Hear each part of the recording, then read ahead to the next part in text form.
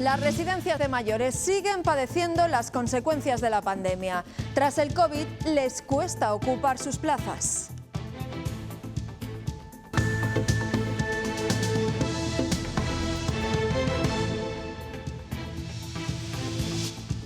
Se calcula que hay unas 10.000 plazas residenciales sin cubrir en la comunidad.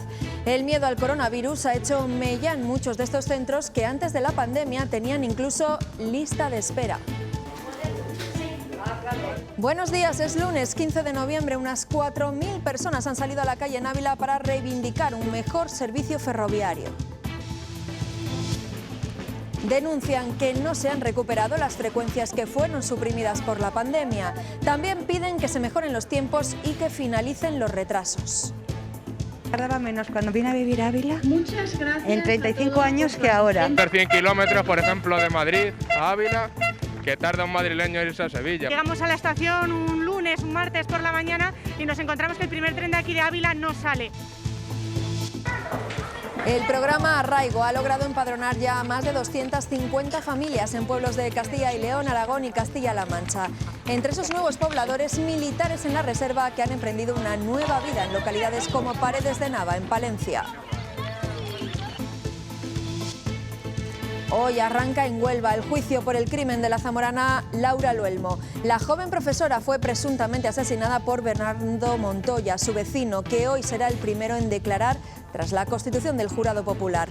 La Fiscalía pide para él prisión permanente revisable. Y en cuanto al tiempo, las nieblas que han sido persistentes este fin de semana continúan hoy lunes en varios puntos de la comunidad. En zonas del norte y del este tendremos además precipitaciones débiles que serán de nieve por encima de los 1.400 metros. Temperaturas sin grandes cambios.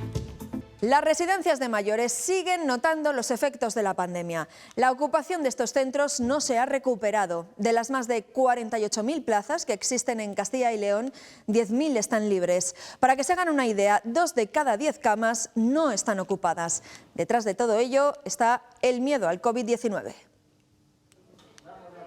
Hay 10.000 camas vacías en los centros residenciales de Castilla y León. Me imagino que será pues unos por miedo, otros por el COVID, porque parece que siempre ha habido como esperar para este tipo de cosas. Soy partidaria de las residencias. Aunque ya han recuperado la normalidad y las visitas, la ocupación sigue con el freno echado. Los años anteriores a la pandemia la ocupación era muchísimo más alto, ¿no? Ahora estamos viviendo momentos delicados. Y eso hace que el miedo no se vaya por completo. Tengo mi familia es mayor y las cuidamos nosotros. A los empleados de las residencias no están obligados a que les pongan la vacuna. Desconfianza y cuestión económica. Por eso, desde el sector intentan que salga adelante una enmienda a los presupuestos. Ese tipo de IVA que en la actualidad para los residentes privados está al 10%, bajarle un 4%. Todo sumaría para que en entornos rurales, como en este centro de la provincia de Salamanca, ganaran residentes. Núcleos de población muy pequeños, con un censo muy bajo, y entonces, pues claro, quieras o no, recuperar esas camas que para ocuparlas pues nos está costando un poco más de trabajo. Aquí, más del 25% de sus plazas están desiertas. Es un problema real, por la sencilla razón de que tienes que tener un mínimo de personal. O sea, nosotros tenemos todo el equipo médico, sigue siendo el mismo. Creen que todavía falta para volver a los niveles de ocupación de antes de la pandemia. Y no solo estos centros de mayores sufren las consecuencias de la pandemia. En los meses más duros se eliminaron servicios ferroviarios que no han sido repuestos a día de hoy. Lo han denunciado, por ejemplo, en Ávila. Miles de personas han salido a la calle para reclamar un mejor servicio de trenes. Además de frecuencias que no se han restablecido, denuncian retrasos y viajes interminables a Madrid impropios de esta época. Marea de vecinos de la capital abulense y toda la provincia cansados de luchar y sufrir la precariedad ferroviaria. La tardanza en los trenes, que es muy elevada. Tardaba menos cuando vine a vivir a Ávila Muchas gracias en 35 años que ahora. Con pancartas y sus propias voces han salido a la calle para que el Ministerio de Transportes les escuche de una vez por todas. Piden que se recuperen las frecuencias perdidas por la pandemia, que el tiempo del trayecto con Valladolid y Madrid mejore, que se completen las vacantes y que se acaben los retrasos. Hacer 100 kilómetros, por ejemplo, de Madrid a Ávila, que tarda un madrileño en irse a Sevilla. Porque es la ciudadanía de Ávila quien está pagando las consecuencias, teniendo que marcharse en la mayoría de los casos. Ávila necesita un ferrocarril del siglo XXI y los jóvenes vamos a encabezarlo desde este caso Agora Ávila. Llegamos a la estación un lunes, un martes por la mañana y nos encontramos que el primer tren de aquí de Ávila no sale. Convocados a las puertas de la subdelegación del Gobierno, la manifestación encabezada por la Mesa del Ferrocarril y las diferentes administraciones abulenses ha continuado hasta llegar a la estación de ferrocarril, donde a través de un manifiesto se ha dicho basta. La semana pasada tuvimos el caso de un maquinista que tuvo una baja laboral y en este caso el tren que ya conectaba Ávila con Madrid tuvo que anularse. Porque Ávila no quiere más derechos que otras ciudades. A ver si es verdad que Ávila deja de ser el culo de Castilla y León. Simplemente que se la deje de considerar como un territorio de tercera. Y otra protesta, la de los vecinos de Laguna, Boecillo y Viana, en Valladolid, que se han manifestado a las puertas de su centro de salud. Hace más de una década les prometieron instalaciones nuevas, porque las que hay se quedan pequeñas para las casi 30.000 tarjetas sanitarias de la zona. Aseguran además que faltan sanitarios y que las listas de espera son demasiado largas. Hasta este momento, que estamos en noviembre, han llegado 9 familias. 2 de ellas son unidades familiares individuales y las demás son 7 familias de 4 miembros. El programa Arraigo nació en Soria en 2016 y desde entonces ha logrado empadronar a más de 200 familias en zonas rurales de todo el país. Suelen ser personas que viven en la ciudad y están interesados en cambiar su estilo de vida, pero también hay familias de las Fuerzas Armadas que han decidido alistarse en el mundo rural. Actualmente hay 150 familias de militares buscando pueblo. Ellos acaban de mudarse a Paredes de Nava, en Palencia. Y lo que más nos gusta es la cercanía de la gente, el calor que te dan, porque es gente muy cercana, muy familiar. Nosotros venimos de Murcia y el cambio es considerable, pero la verdad es que no lo echamos de menos. Nos hemos adaptado muy bien. El proyecto para rehabilitar el campamento de Monte la Reina en Zamora podría convertir a estas instalaciones en un centro de alta tecnología e investigación militar. El Ejército y la Universidad de Salamanca se dan la mano para aprovechar al máximo las oportunidades que ofrece la reapertura. Los estudios de grado en desarrollo de aplicaciones 3D podrían servir al Ejército para mejorar su tecnología. Y en Valladolid, un antiguo hotel que fue ocupado por el colectivo social La Molinera para desarrollar allí sus actividades podría ser desalojado en breve. Es lo que ha pedido un juez después de que las instalaciones hayan sido adquiridas por un fondo de inversión. Hace 3 años y 4 meses que empezaron con el proyecto La Molinera, hoy en el aire porque un fondo buitre ha comprado este antiguo hotel de 5 estrellas. Se recibió aquí en el inmueble una notificación para ir al juzgado a recoger una serie de notificaciones y es así como pues nos hemos enterado de que estaba este procedimiento abierto. En esta asamblea se lo han trasladado a los usuarios de este centro social ocupado. Han sido muchas, dicen, las actividades que se han desarrollado en estos 3 años. Acudiremos y recurriremos a todas las vías legales, políticas, sociales. Hablaremos con quien haya que hablar y trabajaremos para mantener el proyecto con vida. Antes de que ellos llegaran, llevaba tiempo siendo un edificio fantasma. El propietario del que fuera un hotel de lujo desapareció, dejando deudas y trabajadores sin cobrar. Fue entonces cuando lo ocuparon.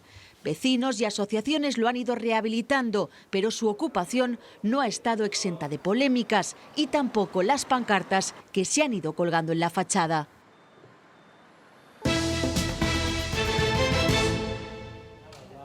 Hoy comienza en Huelva el juicio por el crimen de Laura Luelmo, la joven profesora zamorana asesinada presuntamente por Bernardo Montoya. La Fiscalía pide para él prisión permanente revisable.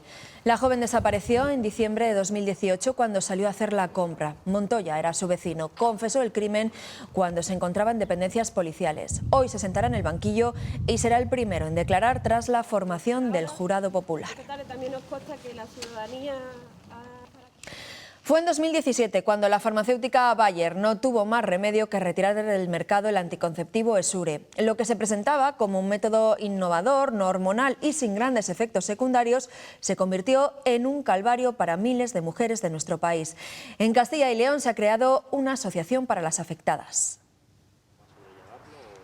Elena es una de las 1000 afectadas de nuestro país por el anticonceptivo Essure de la farmacéutica Bayer. Se retiró en 2017 ante el aluvión de daños físicos que provocaban en el cuerpo de las mujeres. Inflamación, contracciones, fatiga, apatía y un largo etcétera. Consiste en implantar un muelle de níquel y titanio en las trompas de falopio, generando así un tejido a su alrededor que impida el paso de óvulos y esperma. A mí nadie me explicó en ningún momento, como a la mayor parte de nosotras, que hubiera efectos secundarios.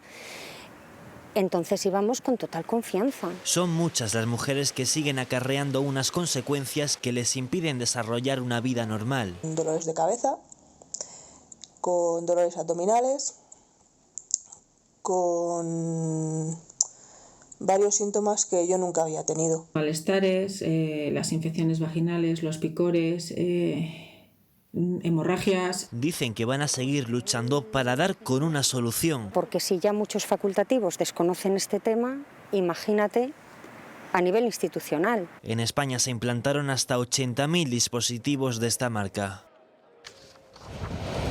El Departamento de Salud Pública del País Vasco anunciará mañana martes de nuevo restricciones para los municipios con más casos de COVID. Irán dirigidas a evitar aglomeraciones. Allí en Euskadi la incidencia a 14 días es el doble que la media española. Y en Austria, desde esta medianoche, ya está prohibido que los no vacunados salgan de su casa para actividades no esenciales. Es decir, solo pueden hacerlo para trabajar o estudiar, no para ir a un restaurante o al gimnasio. En ese país hay un tercio de la población que no se ha vacunado. Para ellos comienza el confinamiento. Hasta ahora pues éramos las plataformas más o menos simpáticas que reivindicábamos y protestábamos en la calle, pero el pensar dar un salto a la política no ha caído nada bien y hay pues ciertas contestaciones en redes o en la calle que se intuye cierto miedo o cierto respeto por la decisión que podamos tomar. Soria ya aún no ha decidido si concurrirá a las próximas elecciones. De momento siguen valorando esa posibilidad, pero los que parecen haber entrado ya en campaña electoral son los partidos tradicionales. Pedro Sánchez ha anunciado que el Gobierno va a crear 64.000 nuevas plazas de educación infantil con una inversión de más de 600 millones de euros. También ha prometido negociar un nuevo sistema de financiación autonómica. Decirle al presidente Puig, a los valencianos y valencianas, que desde luego el Gobierno de España va a estar en esa tarea de aprobar, de negociar y de acordar un nuevo sistema de financiación autonómica.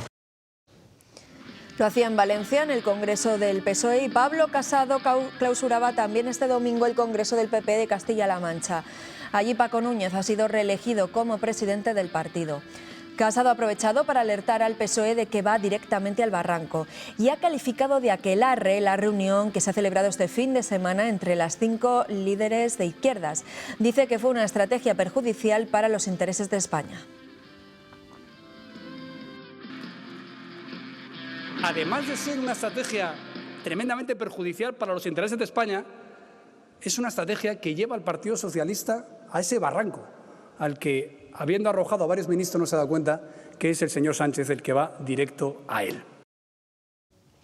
Desde este verano, la ley Rider, que regula las condiciones de los repartidores en bici y en moto, obliga a las plataformas digitales a contratar a esos trabajadores como asalariados. El año pasado, el Supremo sentenció que no eran autónomos y dio un plazo para convertirlos en empleados por cuenta ajena. Los convenios de hostelería ya los amparan.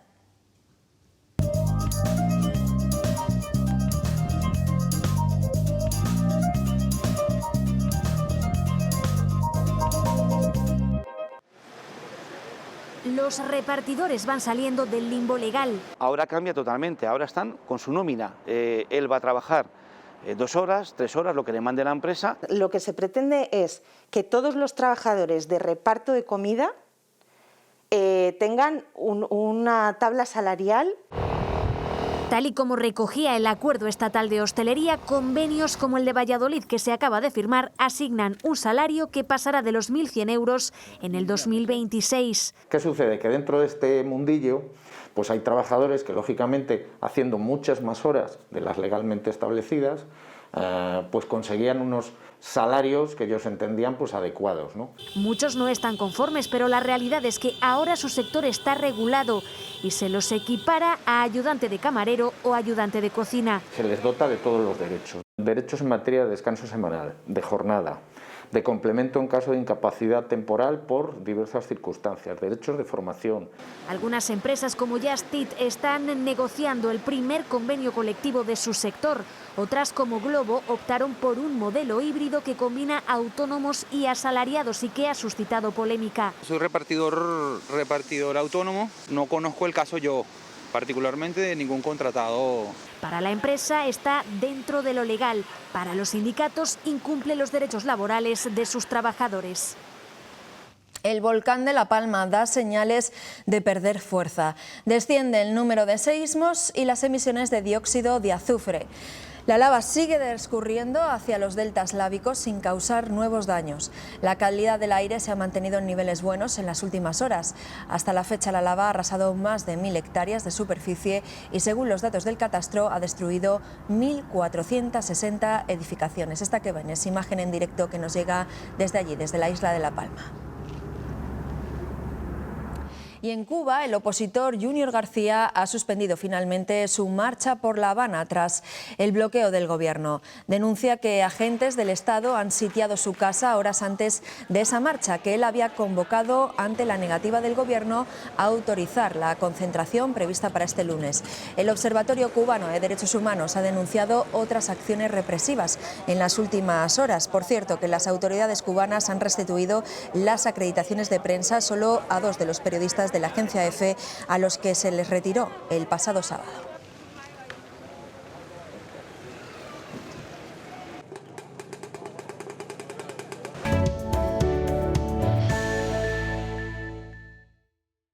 En Castilla y León el lunes habrá cielos con nubosidad de evolución de forma generalizada, a excepción de Zamora y Salamanca.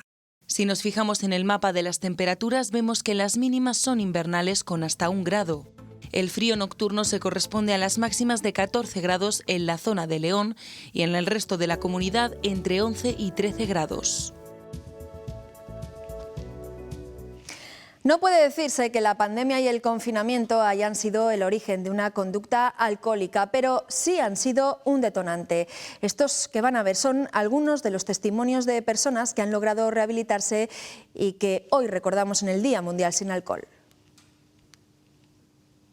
Mi vida era un auténtico desastre, tanto físicamente como psicológicamente como espiritualmente. Ha llegado un momento en el cual tenía roto toda mi vida familiar, mi vida laboral. Bueno, te tienes que dar cuenta de que tienes un problema, te tienes que dar cuenta que necesitas ayuda. Muy gratificante y pues ver cómo otros se recuperan y cómo llegan y cómo van cambiando su vida, y eso es algo que estimula siempre, ¿no?, para seguir uno recuperándose. El próximo 14 de diciembre se retoman los viajes del Inserso y con ello también el comienzo del programa de termalismo. Si no hay cambios, la firma de los contratos con los balnearios se hará el próximo jueves. Para el sector, el retraso de estos viajes ha supuesto un golpe más a esta crisis, y es que de estos programas dependen gran parte de sus ingresos.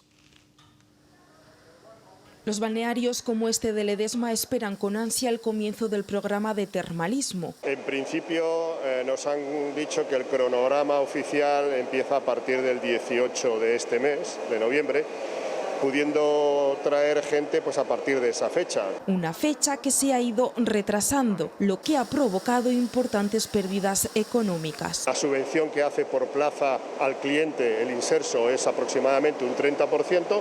Pues imagínate qué caída tan importante. Para los jubilados este programa es muy importante, su base sobre todo es sanitaria. por lo menos no vamos a peor. Yo tengo problemas inmunológicos y la verdad que sí que noto... Por eso a ellos les gusta venir cada año con el Imserso, aunque en esta ocasión lo han hecho gracias a unas promociones especiales que ha tenido que sacar el propio balneario. Claro, si no, no hubiéramos venido, porque libre es muy caro. Una solución que tuvieron que adoptar para poder seguir abiertos. Hemos conseguido un volumen muy importante de clientes que nos han ayudado a minorar esa pérdida que teníamos prevista. Y es que sin estos programas de termalismo, algunos balnearios se han visto obligados a cerrar. Con besos celebra este matrimonio zamorano sus bodas de diamante, 60 años de casados que festejan de manera aplazada por la pandemia. Ahora sí, con sus 9 hijos han podido hacer la fiesta que se merecen. Cuentan que el secreto de tanto amor es tener mucha paciencia, respeto y saber compartir. Si esa la teníamos todos. El balcón donde yo estaba atendiendo daba para el patio donde él estaba trabajando. Y entonces se echaban piropos los trabajadores que había allí con él y hicieron una apuesta del cual era el primero que salía conmigo. Y al final ganó él. ¿Así? Así, ¿verdad? Es verdad.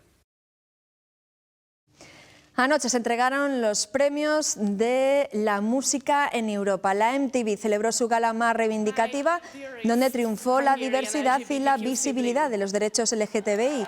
Ed Sheeran y el grupo surcoreano BTS se convirtieron en los máximos ganadores de la noche y Aitana logró el galardón a Mejor Artista en Español.